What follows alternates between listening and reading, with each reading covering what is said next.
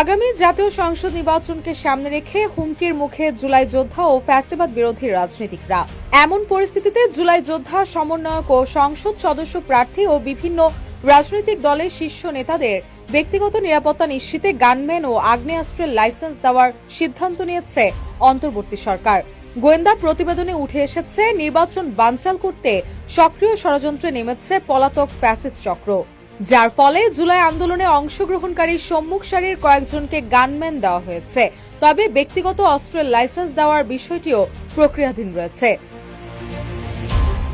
এই তালিকায় রয়েছেন অন্তর্বর্তী সরকারের সাবেক উপদেষ্টা ও এনসিপির আহ্বায়ক নাহিদ ইসলাম, দলটির দক্ষিণাঞ্চলের মুখ্য সমন্বয়ক হাসনাত আব্দুল্লাহ, সিনিয়র যুগ্ম সদস্য সচিব তাসনিম জারা ও উত্তরাঞ্চলের মুখ্য সমন্বয়ক সার্জিস আলম।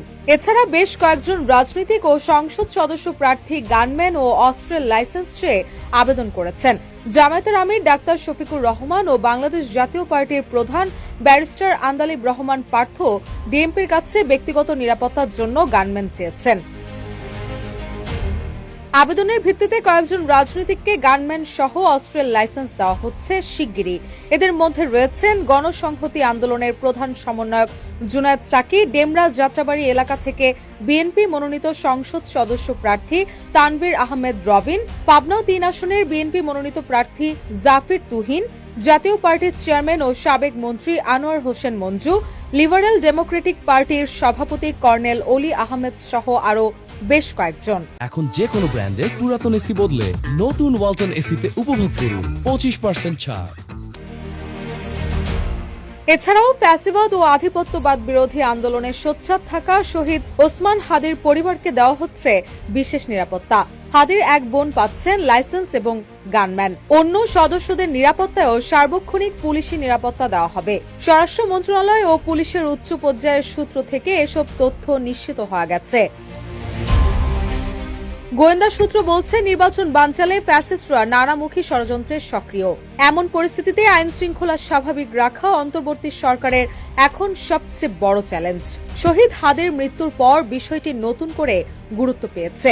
হাদির মতোই জীবন ঝুঁকির তালিকায় আছেন এবি পার্টির ব্যারিস্টার ফুয়াদ, হাসনাত আব্দুল্লাহ সহ সম্মুখ সারির অনেক যোদ্ধা ও ফ্যাসিবাদ বিরোধী আন্দোলনে যুক্ত রাজনীতিকরা। তারা নিয়মিত হুমকির মুখে রয়েছেন। জানা গেছে, জুলাই আন্দোলনে সক্রিয় বহু যোদ্ধা ব্যক্তিগত নিরাপত্তার জন্য গানম্যান ও অস্ত্রের লাইসেন্স চেয়েছেন। তবে পুলিশ বাহিনীতে পর্যাপ্ত ফোর্স না থাকায় সবাইকে গানম্যান দেওয়া সম্ভব হচ্ছে না। গুরুত্ব বিবেচনায় অস্ত্রের লাইসেন্সের আবেদনগুলো সক্রিয়ভাবে পর্যালোচনা করা হচ্ছে। পাশাপাশি আসন্ন জাতীয় সংসদ নির্বাচনে বিএনপি, জামায়াত, এনসিপি ও সমমনা দলগুলোর সম্ভাব্য প্রার্থীদের নিরাপত্তা দিতেও উদ্যোগ নিচ্ছে সরকার। ইতিমধ্যে কয়েকজনের আবেদন গ্রহণ করে প্রক্রিয়া শুরু হয়েছে। স্বরাষ্ট্র মন্ত্রণালয়ের সংশ্লিষ্ট সূত্র জানায়, অনেক জুলাই যোদ্ধা এবং সংসদ সদস্য প্রার্থীরা মৌখিকভাবে নিরাপত্তা চাচ্ছেন, কিন্তু মৌখিক আবেদনে নিরাপত্তা দেওয়া সম্ভব নয়। লিখিত আবেদন পেলেই তা গুরুত্ব সহকারে বিবেচনা করা হচ্ছে। এদিকে সূত্র নিশ্চিত করেছে, অফিসিয়ালি এখনো কাউকে গানম্যান দেওয়া হয়নি। তবে ডিএমপি এবং এসবির পক্ষ থেকে অস্থায়ী কিছু গানম্যান দেওয়া হয়েছে, যা আবেদন পাওয়ার পর স্থায়ী করার সিদ্ধান্ত হবে।